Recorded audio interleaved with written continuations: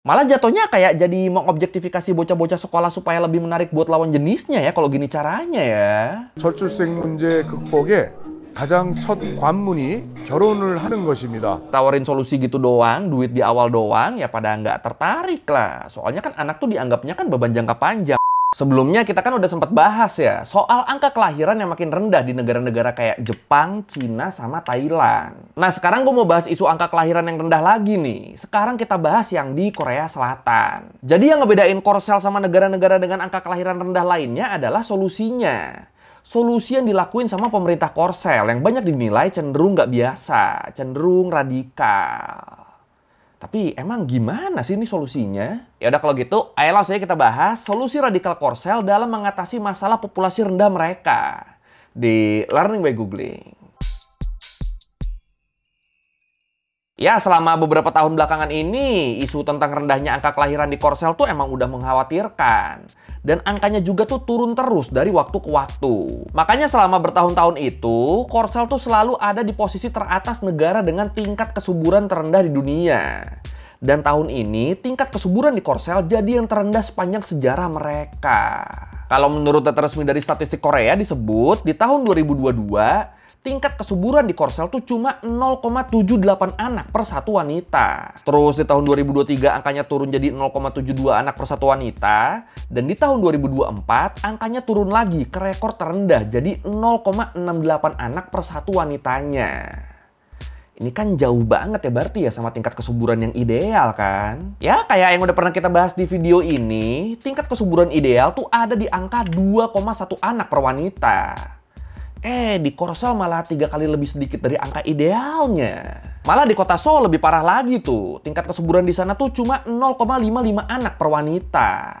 Edan ya, rendah banget ini. Jadi ya emang serendah itu angka kelahiran di sana. Sementara di sisi lain, angka harapan hidupnya tuh tinggi banget. Yang akhirnya ini ngejadiin Korsel sebagai salah satu negara tua di dunia.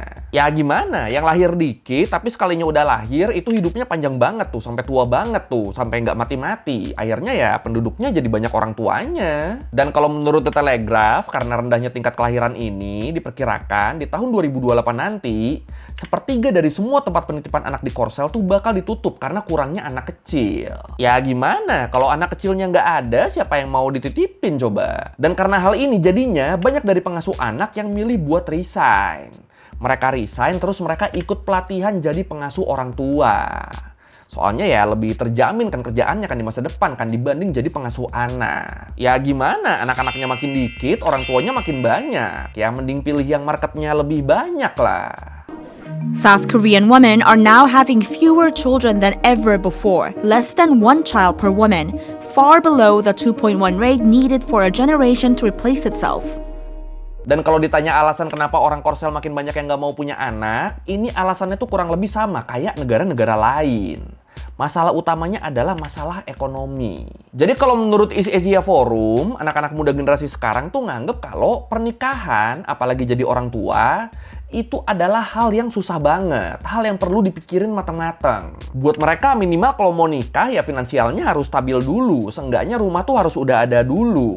Nah yang jadi masalah makin kesini kan harga rumah di Korsel tuh makin mahal kan. Kayak di Seoul misalnya, kalau menurut survei yang dilakuin sama Ministry of Land, Infrastructure and Transportnya Korsel, mereka bilang harga rumah di Seoul tuh bahkan 15 kali lebih tinggi dari pendapatan rumah tangga rata-rata penduduknya di tahun 2022. Jadi ternyata walaupun jumlah penduduknya makin dikit, tapi harga rumahnya tuh bukannya makin murah, malah makin mahal. Padahal di sisi lain, rumah tuh kan jadi fondasi utama biar orang-orang pada mau nikah kan. Nah ini harga rumahnya aja makin mahal, siapa yang mau nikah kalau gini caranya coba? Nah kalau nggak nikah gimana mau punya anak coba? Soalnya kan walaupun Korsel tuh udah maju dan modern banget, tapi budayanya tuh masih ketimuran. Hamil di luar nikah tuh masih jadi sesuatu yang tabu. Makanya angka kelahiran di luar nikah di Korsel di tahun 2022 tuh cuma 2%.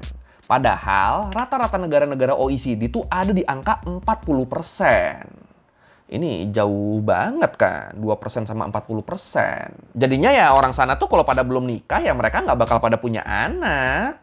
Yang udah nikah aja pada hindarin punya anak kan, apalagi yang belum coba. Jadi ya berbuat mungkin iya, tapi beranaknya itu sangat dihindari tuh. Terus alasan lainnya, kalau menurut DW, soalnya Korea Selatan tuh adalah negara paling mahal buat ngebesarin anak. Biaya yang dikeluarin para orang tua buat anak-anak mereka di Korsel tuh itu gede banget. Dan ini bukan cuma soal biaya hidup ya. Biaya hidup aja udah mahal, apalagi kalau ditambah sama biaya pendidikan coba. Kenapa biaya pendidikannya mahal? Soalnya anak-anak Korsel tuh mereka tuh nggak cuma sekolah formal yang berangkat jam 7 pagi terus pulangnya jam 3 sore. Nggak cuma itu doang. Kalau menurut Georgetown Journal of International Affairs disebut, sekitar 80% anak sekolah di Korsel tuh mereka tuh pasti pada ikutan les privat. Dari bocah-bocah SD, bahkan preschool atau TK gitu, itu mereka tuh kebanyakan udah harus ikutan les privat. Anak-anak umur 4 tahun aja tuh itu udah banyak banget tuh yang udah disuruh ikut les privat. Biar 13 tahun kemudian mereka bisa lulus ujian masuk kampus yang bergengsi. Jadi dipupuk dari jauh-jauh hari tuh edukasinya tuh, dari masih bocil banget. Makanya kalau menurut The Telegraph, secara total di tahun 2022, keluarga di Korsel tuh pada ngabisin uang sampai 26 triliun won buat bayar les privat anak-anaknya. Atau kalau dipersenin, setiap keluarga dengan satu anak tuh mereka tuh bakal ngabisin sebanyak 28,3% dari pendapatan keluarga cuma buat les privat satu anak doang. Dan itu angka segitu tuh baru les privat ya, belum sama pendidikan formalnya. Dan itu angka buat satu anak. Jadi kebayang kan kalau anaknya ada 3 kan? Wah, pusing itu. Makanya gara-gara ini orang Korea jadi pada ogah-ogahan tuh buat punya anak tuh. Udah kan harga rumah mahal banget, pendidikan anak juga budgetnya gede banget, belum lagi biaya hidup segala macem. Jadi ya udahlah, mending nggak pakai anak aja udah. Makin lama makin banyak orang yang mikir gitu, sampai akhirnya kondisinya kayak sekarang. Angka kelahiran mereka jadi ada di rekor terendah dalam sejarah mereka. Dan selain alasan-alasan tadi, alasan lain kayak budaya kerja, stigma sosial, patriarki, itu juga ngebikin banyak perempuan Korea jadi pada nggak mau nikah dan nggak mau punya anak. Bahkan kalau menurut Economic Times, sekarang tuh sampai ada gerakan penolakan dari perempuan Korsel yang disebut 4B. Atau kalau ditranslate tuh berarti for no, 4 enggak. Soalnya B dalam bahasa Korea tuh artinya tuh no, artinya enggak. Nah, for B itu berarti ada 4 tuh yang enggak tuh. Ada bihon, nggak nikah, bichulsan, nggak melahirkan, bione, nggak pacaran, sama bisekse, nggak berhubungan intim. Ada 4 tuh. Dan gerakan 4B dari perempuan Korea ini juga mulai menyebar ke negara-negara lain yang ngebikin angka kelahiran jadi lebih rendah lagi di mana-mana. The 4B movement was actually started by women in South Korea back in 2019 as part of their version of the Me Too movement. The number 4 refers to dating, marriage, sex, and children. Nah, buat nanganin masalah populasi yang rendah ini, pemerintah Korsel tuh jadi ngeluarin berbagai macam aturan.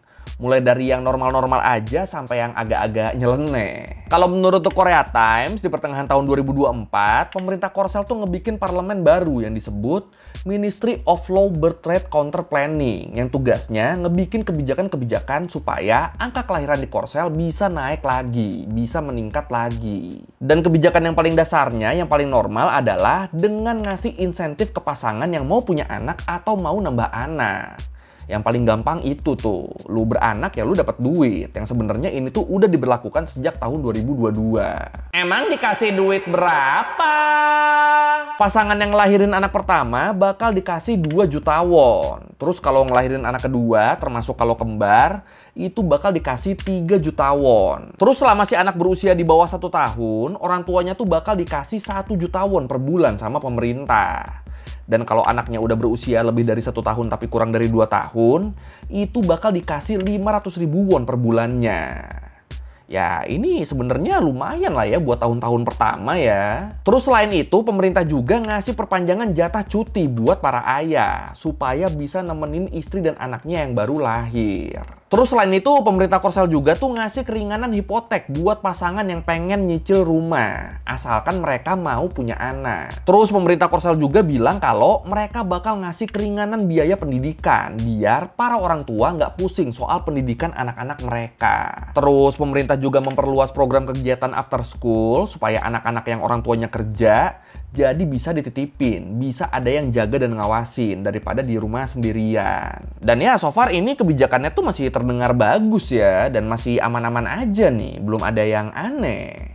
They've just applied for a recently introduced government child rearing grant. The grant of 500 to 700 euros per month for 2 years is the latest attempt to address South Korea's growing demographic crisis. Having your first child is so expensive. There are so many things to buy, way more than you expect. Nah, sekarang kita masuk ke kebijakan yang lumayan aneh nih. Jadi kalau menurut Reuters, di akhir tahun 2023, pemerintah kota Songnam tuh ngadain acara blind date massal dengan harapan anak-anak muda Songnam pada bikin anak. Jadi acara blind date itu beneran diadainnya tuh sama pemerintah, saking pengennya angka kelahiran di sana meningkat. Disebut kegiatan ini tuh diikutin sama 460 partisipan yang jomblo, yang latar belakangnya tuh udah dicek dulu. Biar nggak ada yang tahu-tahu udah punya istri. Biar semua yang join tuh terjamin mereka adalah single. Dan gilanya di acara itu pemerintah tuh sampai nyediain layanan salon dan make up gratis loh, supaya penampilan partisipannya tuh lebih menarik. Terus wine sama alkohol juga itu disediain tuh, biar suasananya lebih romantis. Ya, siapa tahu ada yang hilaf terus beranak kan? Tapi ini jadi berasa kayak pemerintahnya udah putus asa ya sampai begini caranya. Terus di acara itu kegiatan yang bisa dilakuin tuh banyak banget. Mulai dari ngobrol, main game, ya pokoknya macam-macam lah. Yang pastinya fungsinya buat makin mengakrabkan para peserta. Buat makin menumbuhkan benih-benih cinta. Dan akhirnya dari 460 partisipan tadi, 198-nya keluar sebagai pasangan. This matchmaking event has been running since 2023. And 28-year-old Eun Hye-bae hopes to find her future husband here. 저출생 문제 극복의 가장 첫 관문이 결혼을 하는 것입니다. 일이 많고 직장 다니는 청춘들을 위해서 우리가 만남의 장을 만들어 주었습니다. Nah, karena Songnam tuh tetanggaan sama Seoul, tadinya pemerintah kota Seoul juga tuh mau ngadain kegiatan yang sama, tapi terus nggak jadi. Soalnya ternyata mereka malah dikritik abis-abisan tuh sama warga Seoulnya tuh. Warganya pada bilang, tidak ya, tidak. Ngapain bikin acara kayak gitu? Buang-buang duit pajak aja. Dikira bayar pajak gampang apa? Dan ya udah, akhirnya nggak jadi. Dan selain blind date tadi, pemerintah Korea juga tuh sempat ngidein solusi lain yang lagi-lagi banyak dikritik. Karena solusi ini dicap nggak masuk akal, bahkan dianggap radikal. Solusi gimana tuh? Jadi pemerintah tuh nyaranin anak-anak perempuan di Korsel buat masuk sekolah setahun lebih awal daripada anak-anak lakinya. Biar nanti di kelas, anak-anak ceweknya jadi lebih muda daripada anak-anak cowoknya. Dan pas ditanya alasannya kenapa gitu, pemerintahnya bilang, ini dilakukan agar anak perempuan lebih menarik bagi teman laki-laki mereka. Lah, ya pantas dicap nggak masuk akal ya solusinya ya. Malah jatuhnya kayak jadi mengobjektifikasi bocah-bocah sekolah supaya lebih menarik buat lawan jenisnya ya kalau gini caranya ya. Malah cenderung ngaco loh ini loh. Padahal kalau masalah umur doang kan di satu sekolah tuh ada adik kelas sama kakak kelas kan. Jadi ngapain solusinya malah anak cewek harus masuk sekolah di usia yang lebih muda biar lebih menarik? Ini nggak masuk akal. Tapi ya untungnya itu baru saran doang ya. Saran dari lembaga pemerintahan Korsel. Jadi belum diterapin tuh, soalnya keburu banyak yang ngeritik. Some initiatives border on the absurd, like this politician promoting Kegel exercises, or this one suggesting girls start primary school a year earlier than boys to make them more appealing. Tapi walaupun solusi kontroversial ini belum diterapin, tapi solusi yang lebih normal juga, kayak soal insentif, cuti, dan sebagainya tadi, itu juga banyak yang kritik loh. Soalnya kalau menurut Ji Soo Hwang, profesor ekonomi di Seoul National University, dia bilang, ini tuh cara yang paling malas yang bisa dilakuin pemerintah. Jadi pemerintah ngasih iming-iming uang buat siapapun yang pengen beranak, itu tuh dibilangnya tuh itu cara paling gampang, itu cara paling males. Padahal nggak terlalu ngefek. Kenapa nggak terlalu ngefek? Soalnya walaupun uang tuh jadi masalah utama, tapi itu tuh bukan satu-satunya alasan kan. Apalagi insentif yang dikasih pemerintah juga kan cuma sementara doang, cuma di tahun-tahun awal doang. Nah, kehidupan si anak setelahnya yaitu bakal tetap jadi tanggung jawab orang tuanya kan, yang pastinya bakal lebih berat. Apalagi kalau menurut The Japan Times, orang-orang tuh pada takut kehidupan mereka bakal berubah setelah punya anak. Dari yang sebelumnya bisa nge-mall, jalan-jalan, belanja, setelah punya anak jadi harus serba hemat atau justru kelilit utang. Jadi ya pada ditawarin solusi gitu doang, duit di awal doang, ya pada nggak tertarik lah. Soalnya kan anak tuh dianggapnya kan beban jangka panjang, bukan cuma di awal doang. Terus soal cuti ayah tadi juga, itu sebenarnya tuh nggak ada ngaruh-ngaruhnya loh. Soalnya nyatanya di tahun 2022 aja, sebelum jatah cutinya diperpanjang, dari semua jatah cuti ayah yang disediain buat para suami yang istrinya melahirkan, itu cuma 7%-nya doang yang dipakai. Sisanya suami-suaminya tetap milih buat masuk kerja daripada ngambil cuti buat nemenin dan bantu-bantu istrinya. Soalnya orang-orang ini tuh masih banyak yang mindsetnya kayak, "Deh, buat apa cuti? Kan bukan gua yang ngelahirin, bukan gua yang ngurus anak. Daripada di kerjaan ada apa-apa, ya mending tetap masuk kerja aja." Akhirnya percuma mereka dikasih cuti ayah, orang ujung-ujungnya nggak dipakai, orang ujung-ujungnya istrinya dibiarin sendirian ngurus anak, ngurus rumah. Padahal baru melahirkan. Dan hal ini juga lah yang jadi salah satu alasan kenapa cewek-cewek Korsel pada nggak mau nikah dan punya anak. Apalagi terus kalau menurut Time disebut, perempuan yang kembali kerja abis cuti melahirkan, mereka tuh suka diturunin jabatannya atau disuruh lembur terus. Padahal jam kerja regulernya aja udah panjang banget. Disuruh lembur lagi gara-gara abis cuti panjang. Ya makin pada nggak mau punya anak lah kalau gini caranya. Makanya kalau menurut Sarah Barnes, Direktur Maternal Health Initiative di Wilson Center, dia bilang harusnya pemerintah Korsel tuh ngebenahin dulu masalah kesenjangan gender di sana. Soalnya gimana pun, Korsel tuh masih jadi salah satu negara OECD dengan kesenjangan gender paling parah loh. Makanya kalau masalah kesenjangan ini nggak diberesin, ya sampai kapanpun para perempuan Korsel bakal selalu takut dan nggak siap buat punya anak. Ya, soalnya buat hidup mereka sendiri aja udah berat kan, apalagi kalau ditambah sama beban anak coba. Dan kalau ini dibiarin, masalah ini tuh bakal jadi lebih parah dan akan berdampak buruk juga ke masa depan Korsel. Tapi kalau menurut lu gimana nih? Kebijakan-kebijakan pemerintah tadi tuh udah bagus atau emang kurang? Atau emang nggak menjawab masalah utamanya? Yang mana nih? Silakan komen. Tambahan dikit, kalau menurut Friends 24 English, ada satu lagi nih faktor yang bikin pemerintah Korsel khawatir sama rendahnya angka kelahiran mereka. Faktor yang namanya korut. Ya sampai sekarang kan status Korsel sama korut tuh kan masih berperang kan. Nah kalau anak kecil yang lahir di Korsel makin hari makin berkurang, berarti kan nantinya jumlah tentara di Korsel juga bakal makin berkurang dong. Nah kalau situasi ini terus dimanfaatin sama korut, ya jelas bahaya ini. Makanya akhirnya sekarang beberapa politisi Korsel mereka tuh sampai nyaranin biar cewek-cewek di sana ikutan wajib militer buat jaga-jaga. Seberbahaya itu ya ternyata ya. Today, South Korea's armed forces have around 500,000 soldiers who can fight. But according to some projections, if the birth rate continues like this, it will be very difficult to maintain even an army of 350,000 active soldiers. Oke, sekian review kali ini tentang solusi nyeleneh pemerintah Korsel dalam mengatasi masalah angka kelahiran di sana. Ya emang kocak sih ya sampai pemerintah ngadain blind date tuh. Bahkan sampai tadi kan ada salonnya, ada make upnya, ada dikasih alkohol juga biar mungkin ada yang hilaf. Itu wah, emang bener-bener nyeleneh sih itu. Ya kalau merevisi kayak gue udah salah atau mau nanya atau nambah di video bisa tulis di komen, kita diskusi biasa. Sekali lagi thank you nonton, jangan lupa like, comment, subscribe. Bye.